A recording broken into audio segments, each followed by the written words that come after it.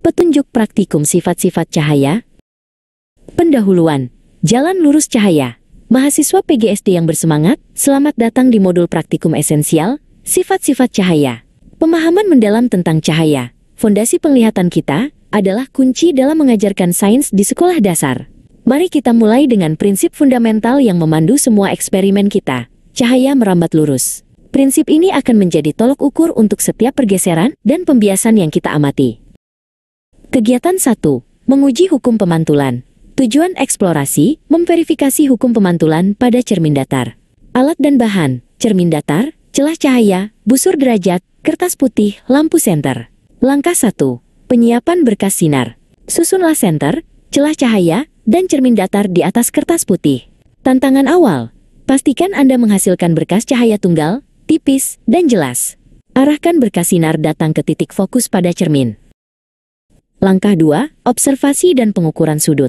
Nyalakan senter, amati berkas sinar datang dan sinar pantul yang terlihat di atas kertas. Tandai titik datang pada cermin. Kemudian, gambarkan garis normal. Garis tegak lurus 90 derajat terhadap cermin di titik datang. Tantangan kritis. Menentukan titik datang dengan presisi sangat penting untuk menggambar garis normal yang akurat. Langkah 3. Penemuan hukum Snellius tentang pemantulan. Ukurlah sudut datang, angle I, antara sinar datang dan garis normal, serta sudut pantul, angle R, antara sinar pantul dan garis normal. Ulangi percobaan dengan mengubah sudut datang sebanyak 3 kali. Penemuan esensial, amati dengan cermat data Anda.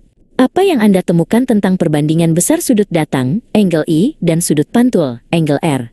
Catatlah konklusi ini sebagai penemuan fundamental dari hukum pemantulan. Kegiatan 2, fenomena pembiasan cahaya.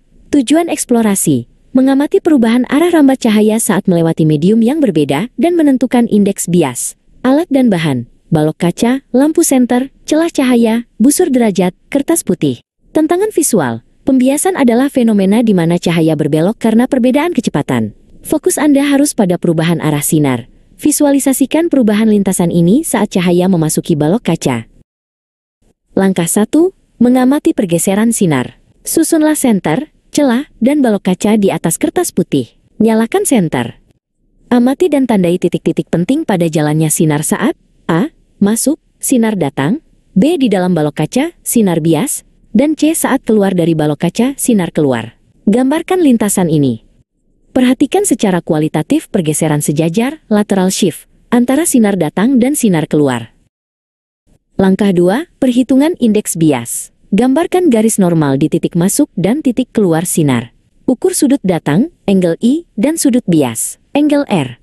Penemuan kuantitatif, berdasarkan hukum Snellius tentang pembiasan, N garis bawah 1 sin I sama dengan N garis bawah 2 sin R, gunakan data angle I dan angle R Anda. Dengan N garis bawah 1 aprox 1 untuk udara, untuk menghitung indeks bias balok kaca, N garis bawah 2.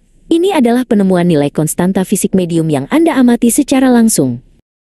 Tantangan lensa, menentukan fokus. Sebagai variasi pembiasan yang penting, ganti balok kaca dengan lensa cembung dan gunakan lilin sebagai objek, benda. Tantangan kritis, aturlah jarak lilin, S dan layar S aksen, hingga Anda memperoleh bayangan nyata, dapat ditangkap layar yang paling tajam. Titik bayangan tajam ini adalah kunci penemuan jarak fokus. F menggunakan persamaan lensa, 1/F, sama dengan 1 PERSECOND, plus 1 PERSECOND aksen. Catatlah sifat-sifat bayangan yang terbentuk.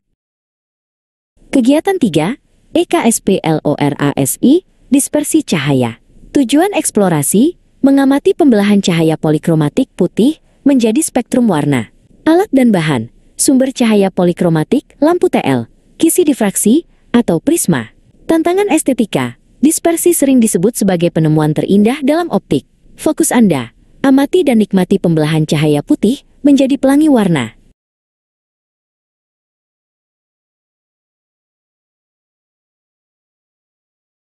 Langkah eksplorasi, spektrum cahaya. Dengan mata Anda, amati spektrum warna yang terbentuk. Jika menggunakan kisi difraksi, perhatikan urutan warna dari tengah, orde 0, keluar. Penemuan utama, Anda akan menemukan bahwa setiap warna memiliki sudut belok yang berbeda. Merah paling sedikit dibelokkan, ungu paling banyak. Ini menunjukkan bahwa setiap warna memiliki panjang gelombang dan frekuensi yang unik.